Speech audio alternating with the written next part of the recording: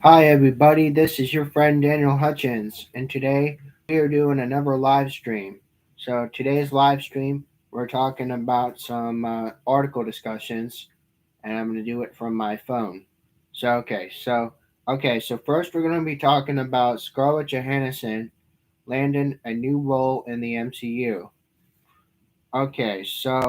With a large fan base across the world, Scarlett Johansson is one of Hollywood's most renowned actresses. Since her acting debut in 1994 as a child actor, she steadily climbed to the rungs and became a prominent figure in the entertainment industry. So her acting credits were vast, but she is more known for her role in Marvel Cinematic Universe as Natasha Romanoff, we know as Black Widow. She portrayed her character from 2010 to 2021 and finally got her own standalone movie, Black Widow. Now, of course, the death of a character from Endgame has hurt fans. However, it sparked some questions about a future return for her. Although Marvel sometimes messes with the timeline to play the script advantage, her character demise looked permanent. Fortunately, the studio recently announced that she would be returning for another role. You can find out more below. But I'm going to be talking about that so you don't have to worry. So Scarlett Johansson will return for unnamed movie. Okay, so Johansson starred in several installments of the Avengers as a shield agent, but sadly her character died after sacrificing herself to save the world. Her role ensured that Doomsday was averted and the Earth returned to normal. The actress then appeared in another film, Black Widow, which her own solo fic with her Marvel character. Since the movie's debut, fans have hoped that she may still feature in some capacity for the franchise. Now, according to Kevin Feige, the president of Marvel, had announced they are cooking something up that features Johansson. He disclosed this tidbit at the American Cinematic Award ceremony that honored the actress. So, we already working with Scarlett on another non-Black Widow related top secret Marvel Studios project, with her as a producer, the president had said. Now, fans have already predicted that the actress would not be returning as Romanoff since she had died from Endgame. Also, it is rare for the same star to take up two superhero characters, so this was out of the question. So ultimately, Marvel's announcement to bring her as a producer solved the puzzle for her future role. So Feige has expressed admiration for Johansson at the award ceremony. So while giving a keynote speech at the American Cinema FAQ award ceremony, Feige had heaped praises on Johansson for her impact on the Marvel franchise.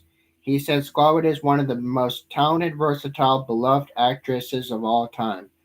It has been a pleasure to work with someone of her caliber for an epic training sessions preparing for the hallway fight in Iron Man 2 to around the world press tour for Endgame to partner with you as a producer for Black Widow.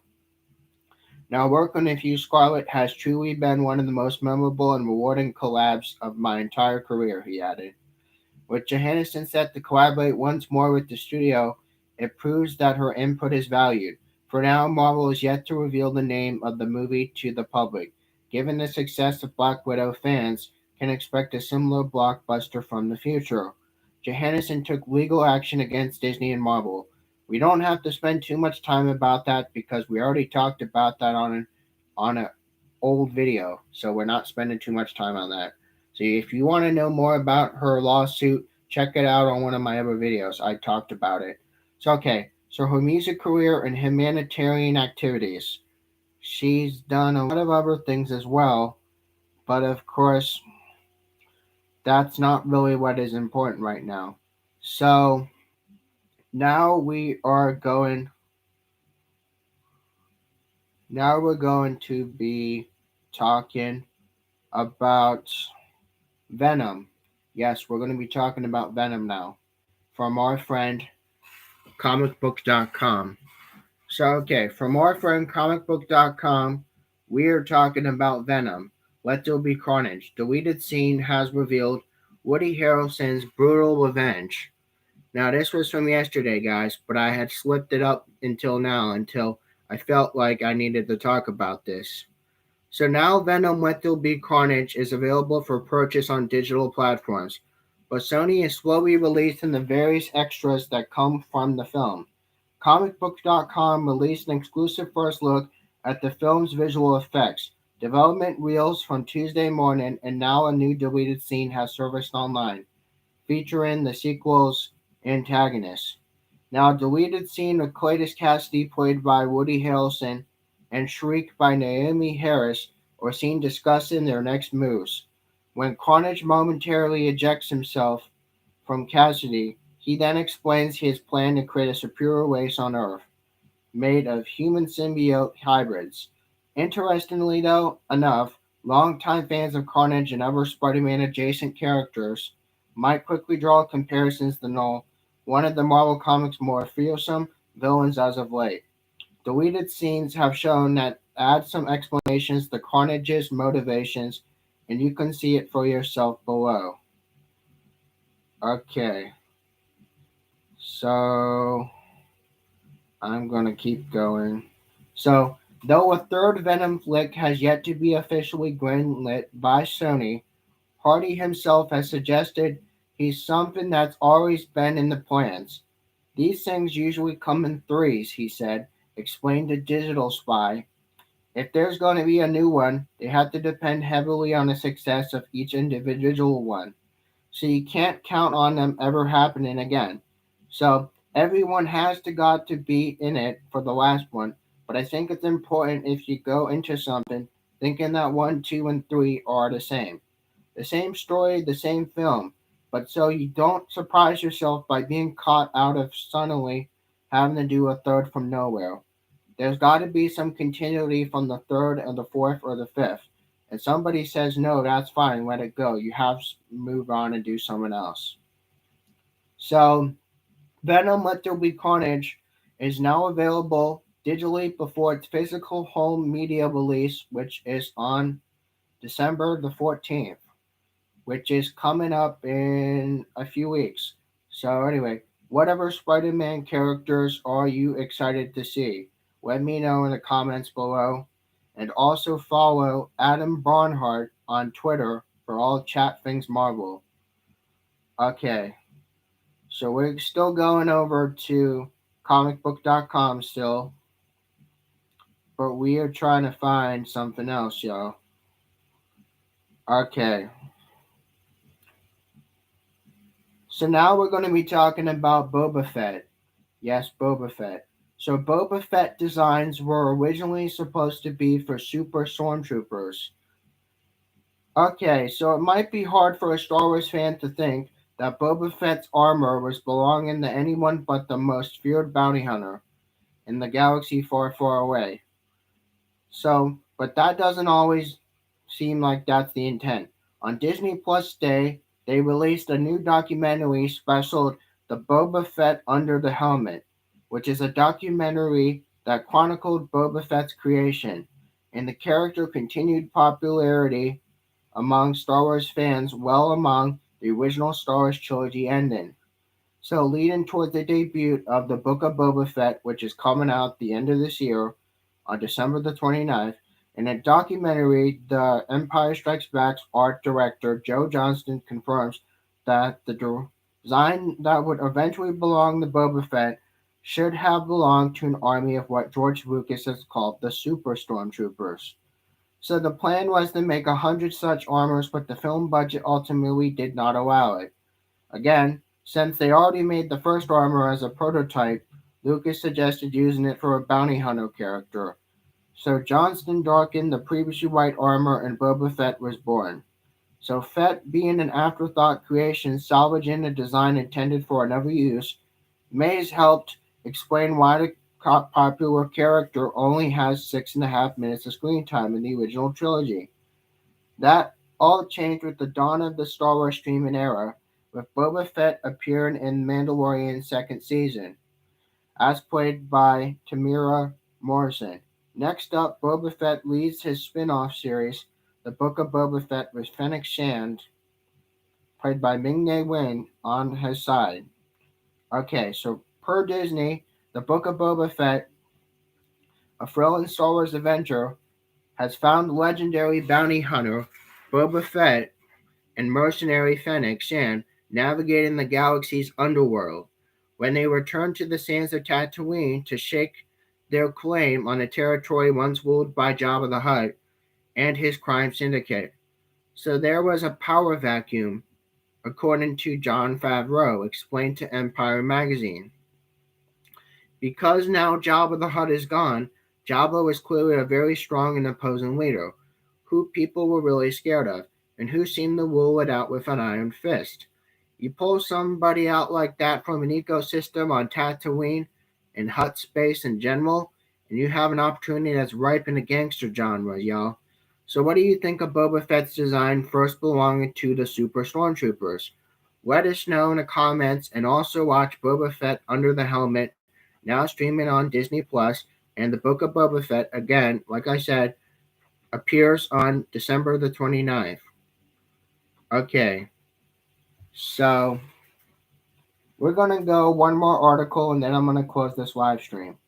But first, we are going to try to find something else. We just have to find something. We're just trying to find something. So bear with me. We are trying to find something.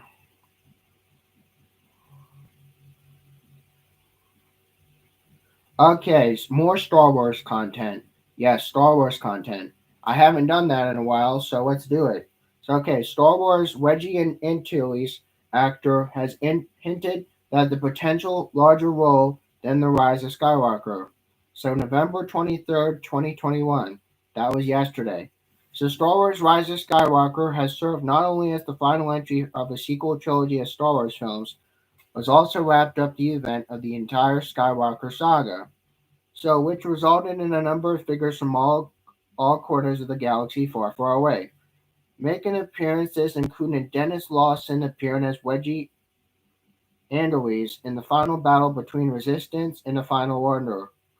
So while his appearance in the final film was quite brief, the actor had recently noted that director J.J. Abrams has initially asked him to commit 5 days to shooting, likely including more bits of dialogue. But he was only available for one, resulting for a quick cameo. So J.J. Abrams got in touch with him directly with the very unusual "Don't Do That." Lawson has shared that the Making Tracks podcast, they wanted me to do 5 days on the movie, but I was in a play and then directing a play, so I was just out of it still. But he said, I don't think we can make this work. I said, come on, we can do this. So instead of 5 days, I just managed for one. But it was lovely to get back on a set, and it was nice to step back on what it really was, given the fact that he hadn't played since the originals. So, based on these comments, it sounds as though Lawson wasn't made entirely aware of whatever plans Abrams had for Wedgie. In the film, at the point of contention, with solely based on his availability, but we likely could have seen the pilot earn some more screen time in the aerial battle, or potentially could have seen Wedgie spend more time with the Resistance celebrating their victory. Okay. Given the inherent challenges of wrapping up the beloved series of Star Wars from the Skywalker saga, the number of reports have emerged in the years since the film's release about elements that were reimagined, reworked, or were scrapped entirely.